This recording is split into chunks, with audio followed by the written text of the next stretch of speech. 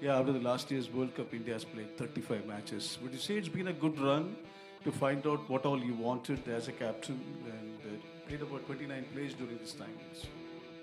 29 players. Yeah, look, we obviously had a good run. We wanted to change a lot of things, and we addressed what went wrong for us in the last World Cup. And keeping everything in mind, whatever happened in the last World Cup or leading up to the last World Cup, we wanted to address all the situations, all the problems, all the issues. But we managed to get some of those right for sure. So pretty much standing in good position right now, having played 35 games, understood what we need to do as a team, what we need to do as a bowling group, batting group, and fielding group as well. Um, and yeah, I think coming into this World Cup, have very well prepared as well. But yeah, like I said, we wanted to address a lot of issues, and I think we managed to do that. And now it's time to execute those ideas, those plans that we've been discussing about. Uh, what are the issues and everything we've tried to manage. See, no team will be 100% right, but we, as a team, we want to do as much things as possible right. And I think coming here into the World Cup, we feel confident that we can, achieve what we want to achieve as a group.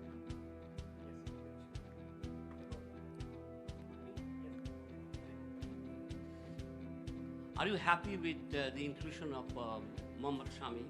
And follow-up question is that against the warm-up game, you called him to bowl at the 20th over, and the first 19th over he was not used. So was it a plan or just came out of the box that we can use Mohammad Shami?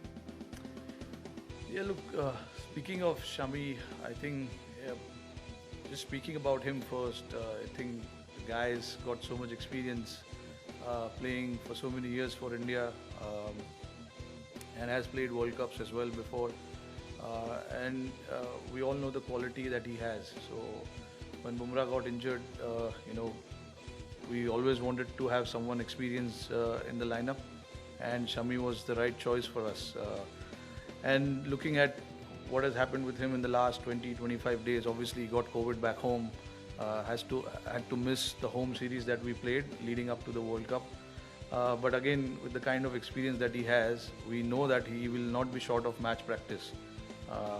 And obviously, speaking of the game against Australia, that first warm-up game, that was always the plan. We know he's very good with the new ball, so we just wanted to give him a bit of challenge to come and bowl it at the death and see what he can do. And most importantly, his body, was something that we had to look at because he just recovered from COVID, and we wanted to give him enough time. And we wanted to play him in the next warm-up game full 20 overs, but unfortunately it washed off, and we didn't get a chance to play him there. But in terms of preparation, I think he's very well prepared. He's been training with the team for a while now. He came to Brisbane quite early and had few sessions with the entire team. In terms of his readiness, I think he's very much ready, and it's just about going out and now executing what Shami is known for.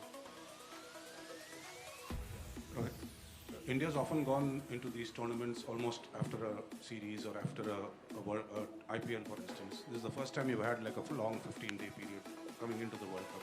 What are the gains from these 15-day period, and how much has the preparation gone going into the tournament? Yeah, that's something we've been talking about for a while. Like when you go on big tours, you need to prepare well, especially when you travel outside India. You need to have time in hand to prepare the way you want to prepare, because it takes a time. A lot of the guys are not used to playing in foreign conditions, be it Australia, South Africa, England, New Zealand, and all those countries. So it's always nice to have time in hand, and this was a conscious effort from the team management, the BCCI, that come the big tournament, we want to have time in hand to prepare ourselves. And the talk of having time in hand started right after the last World Cup.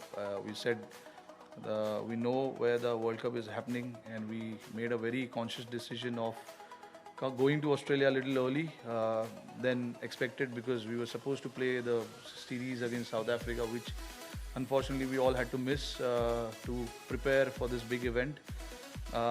So that is something that was happening in the background for right after the World Cup, and we know how key the preparation is. A lot of the guys who are part of this team have not been to Australia, so that was also one of the reason we wanted to come here early, and we had a great time in Perth. We were there for 9 days, and then we came to Brisbane. We prepared, we played a couple of practice games in Perth, just to get used to the conditions, the pitches. I mean, obviously you can't travel all around Australia and play on all pitches, but we could get whatever we could get.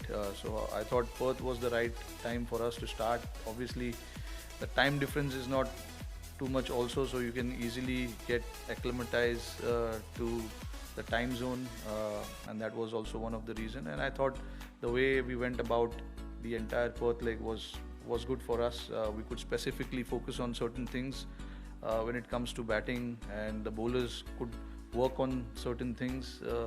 For all this you need time, and we were lucky enough to get those time in hand to prepare ourselves and come here in Melbourne. Rohit, we often hear in T20 cricket about matchups.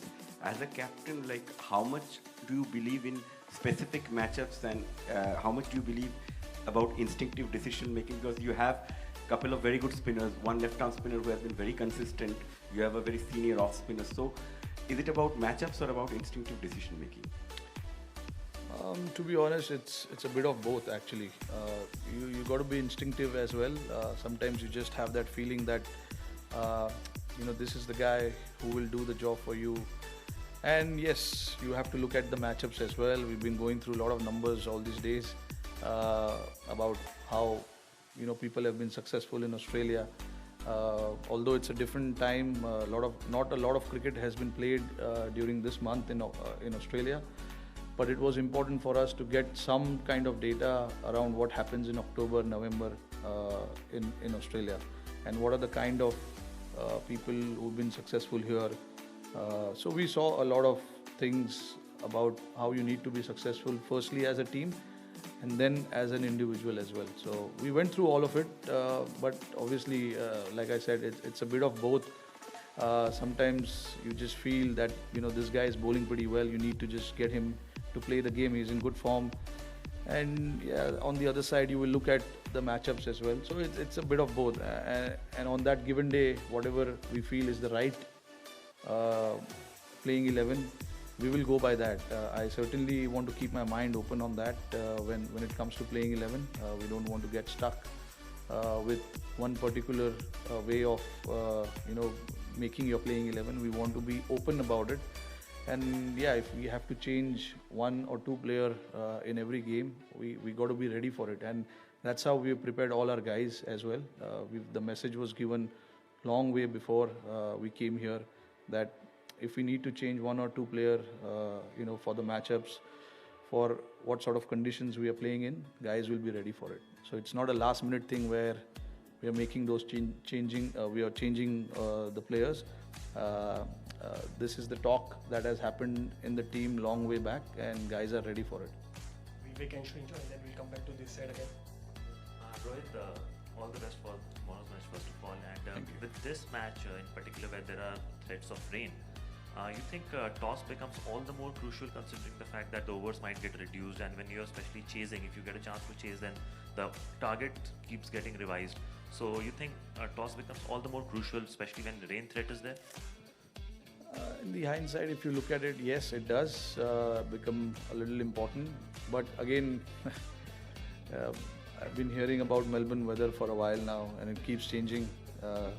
In the morning when I woke up, a lot of the buildings, when I opened my curtain, were in clouds, and now we suddenly see the sunshine. So you don't really know what is going to happen tomorrow. The things that are in our control, we'll try and control that.